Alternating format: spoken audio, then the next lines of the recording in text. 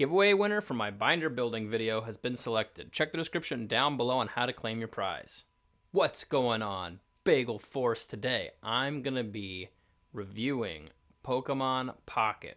That's right, I downloaded it and I played it. Maybe like an hour or so, not a whole lot. I mean, you can only really do so much like with the game without paying for it, and I'm not going to pay for it. You can play it for free just as fine. You might not be able to get as many of the cards in there as you want, but I'm not going to pay for it if you don't have to. You can do whatever you want, but so today I'm just going to go over kind of my thoughts, a little bit of the gameplay, opening some packs, doing some battles, and some of the wonder trade things that you can do in it. I didn't really get too far. I think I only got to like maybe level 6, which is still like kind of in the beginning.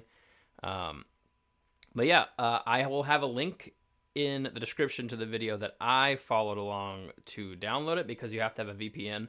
It's only available in New Zealand, so you have to kind of make your location look like it's New Zealand to download it, and, well, not to download it, just to start it, to log into the game. But once you log in, you can turn your VPN off.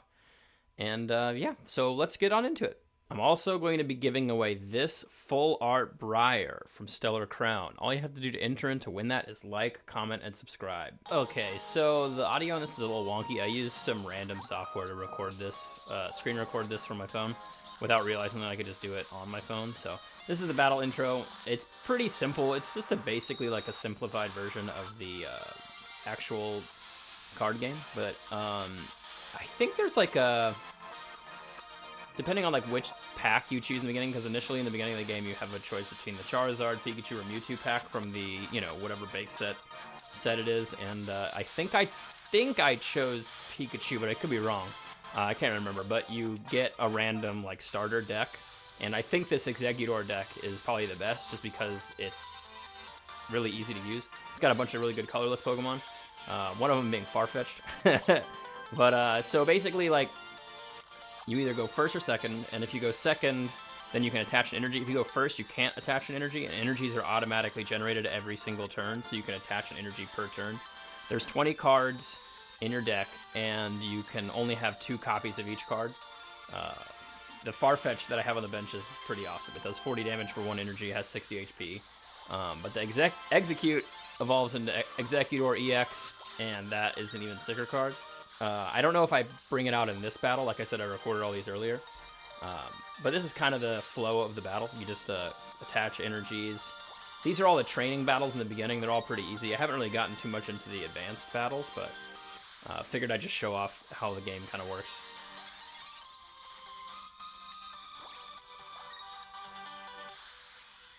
Yeah, I mean, even like the lower attacks and lower HP Pokemon, like, still are valuable in this, just because I think it's kind of similar to how the TCG started out with like the base set back in the 90s, with lower HP and lower hits, and so it's like you're using Pokemon that you normally wouldn't use. Like, I'm sitting here attacking with an Execute.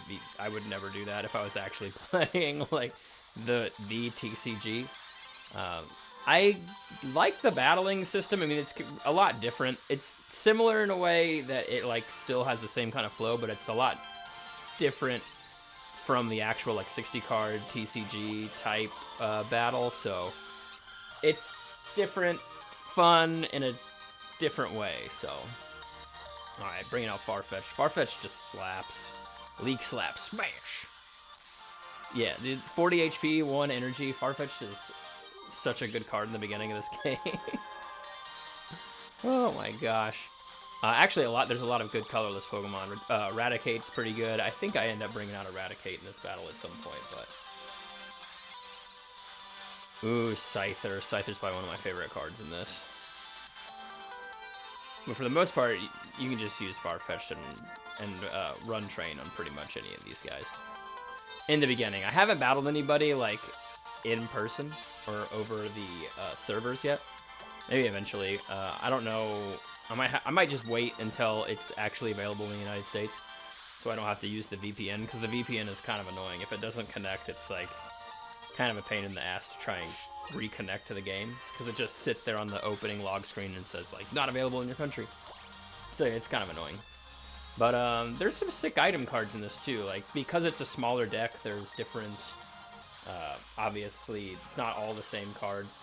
The cards are completely different. Like Professor's Research, right there, you draw 2 cards, and that's completely different from what is in the actual TCG.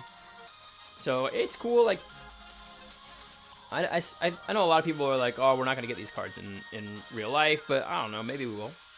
I think it's cool just kind of for what it is. It's fun. I don't think it really needs to be anything other than just like a silly little mobile game that you can play for 20-30 minutes a day. Open your daily packs. Dude, Parasect is another broken Pokemon. Parasect does 120 HP and does 80 damage for 3 energies. So you just stack energies and then just throw Parasect out at the end, and you're pretty much KOing everything. Also, you only have to have 3 points. So you get 2 points for an EX and 1 for a regular Pokemon, and then you win the battle at 3 points. I kind of wish it was 5. That just makes it a little bit more interesting, but it also is like a little bit more of a strategy, because the EXs that you use are, you know, if they get KO'd, you pretty much lost the game. Alright, we jump into this next battle too, using the Exeggutor deck still. Like I said, some of these in the beginning are pretty easy. If you guys have this game too and you want to add me as a friend, my screen name is The Bagel Master, so go for it. I will accept any incoming friend requests, and we can battle, trade, whatever. It'll be a fun time. I think that's kind of what this game is mainly for, is just like that whole like interaction stuff. And I mean, some of the artwork on these cards is really cool. I can't remember if I recorded any of like showing off of like what Pokemon I have so far, Pokedex wise, but I will in a later video. I'll probably end up doing more Pokemon Pocket content because it's honestly really easy, and I like it. It's fun. The battling is a little dumbed down, but like I said, there's definitely some strategy. It's just that I haven't gotten a lot of cards that have a lot of strategy. It's mainly just attach energy and attack. But I know there's some cards out there that have some decent strategy behind them. So as more cards are released, more sets come out, then I think it'll be a pretty fun game. Hopefully competitive. We'll see. I mean, if they can make Pokemon Go battles competitive, then they can make this competitive, so.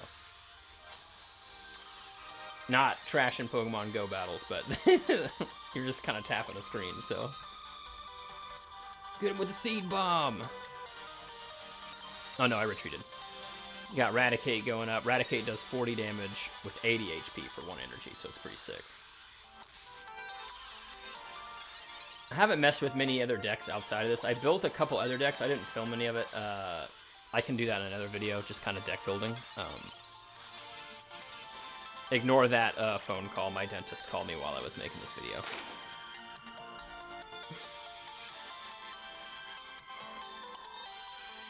Who calls it? Like, this is at like 8 in the morning. My dentist calls me at 8 in the morning. I'm like, no, dude, like, I'm not answering this phone. Call me during business hours, please. 9 to 5. What are y'all doing?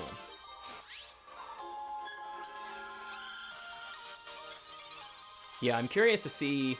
Like I said, I've only opened. I think I've only gotten like 150 cards so far. I've opened maybe like 10 or so, maybe like 15 packs. I opened some packs at the end of this video. I'll show you how that all works at the end. But I'm curious to see what some of these other cards do. I haven't really like looked at any of the breakdowns for this yet.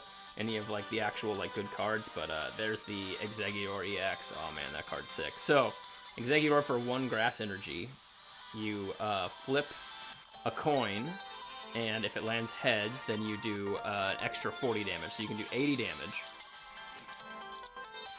and it has 130 HP, which is, oh no, it has 150 HP. I have 20 damage on me. Yeah, so you flip heads. I flip a lot of heads in this game, I think. I think I flipped only heads. I think I attacked 3 times and flipped only heads. I could be wrong, though. Let's see. Exeggutor EX is sick. I think that there's, like, an alternate art for all the EXs, too. Like, there's a full art and an alternate art. Or, you know, special art rare. But like I said, we can talk about that when we get into the packs. I'll go over exactly what, like, I think the pull rates are. Because it seemed to be that, like, 1 in every 3 packs that you open, you either get an EX or an art rare. And then I haven't pulled any of the special illustration rares yet, so. But that being said, there is, you know, your 2 packs a day, but then if you do challenges in game, you can get stuff that speeds up that time clock, so you can open up more packs in one day. And then obviously you can spend money and buy the gold or whatever the currency is in the game, and you know, speed that process along. And I think there's a subscription that you can get that like allows you one more pack, but I can't get it because all of my credit cards are linked to the United States, and it's only in New Zealand, so. All right, the next thing we're going to look at is the Wonder Pick. This is basically where you can go and look at other booster packs that other people have opened. And depending on what they pulled, you have a chance to pay, I guess these are like Wonder tokens. I'm not really sure like what the game calls it. But some of them just have regular cards, nothing special. Those are worth like 1 token, and then some of them that have, you know, illustration rare are 3, and then I think some of the other ones that have like the holo rares are 2. This one right here, I'm going for this this Rapidash art rare, but I also just picked it because it had a bunch of other random cards that I didn't have already, so no matter what I pick, I was going to get something new, and I ended up picking this Wooloo, which I didn't have, so that worked out. I really did want that Rapidash, though. It looked pretty cool. There's so many different art rares and so many different cards like that to get in this. It's insane. But completing a master set is cool. Like, it's a nice little feature. You can kind of get cards a different way, and rather than just opening up packs. And these things also, like, you'll regenerate them over time, kind of like how the timer for the packs works. All right, now what everybody has come here for, the pack opening. So in the first set, the Genetic Apex set, there's 3 different packs you can choose from. Each of them have a different like set of cards that are in them, all a part of the master set, but there's certain cards you can only pull out of like the Pikachu pack or the Charizard pack or the Mewtwo pack. They show some of them up top there. If you look above the pack when you're selecting it, you can kind of scroll through, but essentially you just like swipe your finger across the screen to kind of like cut the pack open, and then you kind of filter through your cards. This one I got a Zapdos Holo, which is not a bad card. I think it does 100 damage and then 30 damage to somebody on your bench. So, well, the only time I ever used it, I think I had Dubwool on my bench that had a decent amount of HP. So, not Dubwool, whatever the evolved form of it is. So I just took some of that HP and could do 100 damage. It worked out.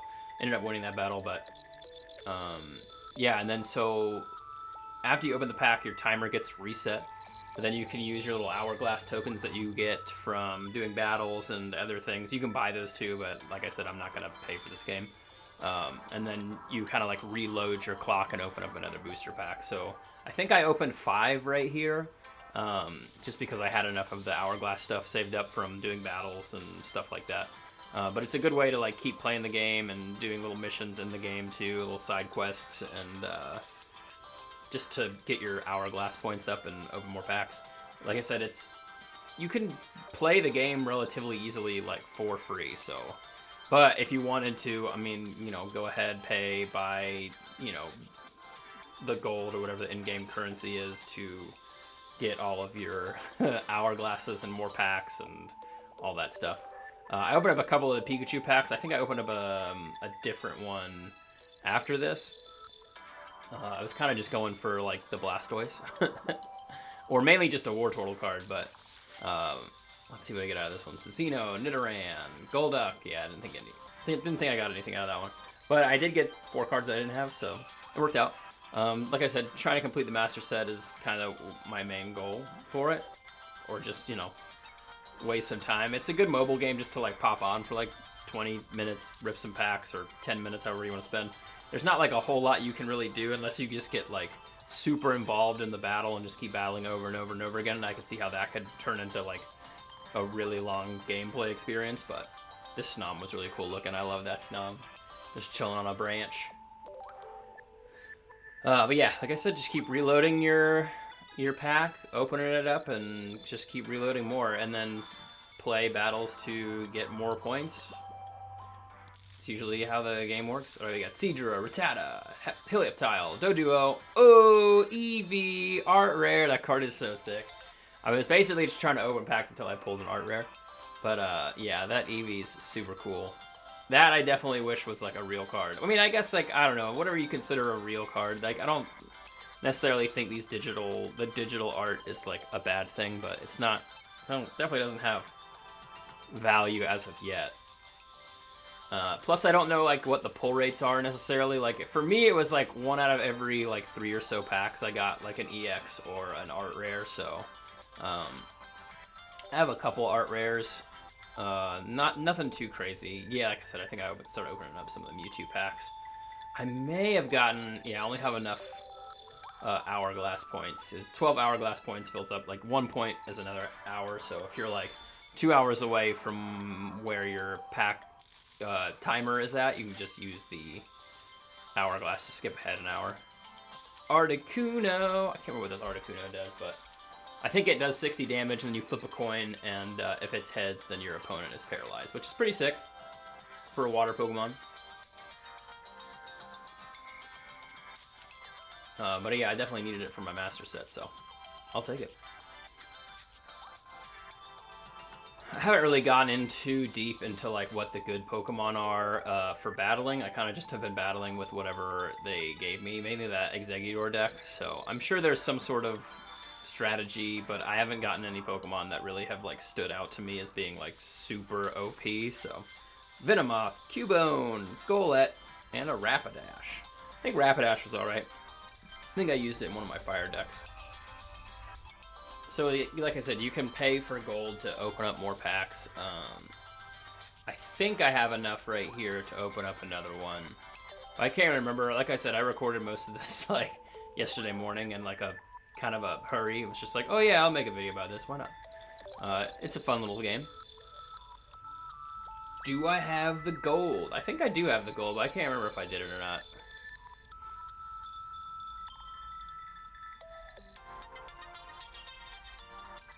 Alright, yeah, leveled up. So at level 6, you unlock the actual battle between other trainers. You can then go to versus mode and challenge other people who are like online and whatnot. And then there's other little missions you can do down that right corner.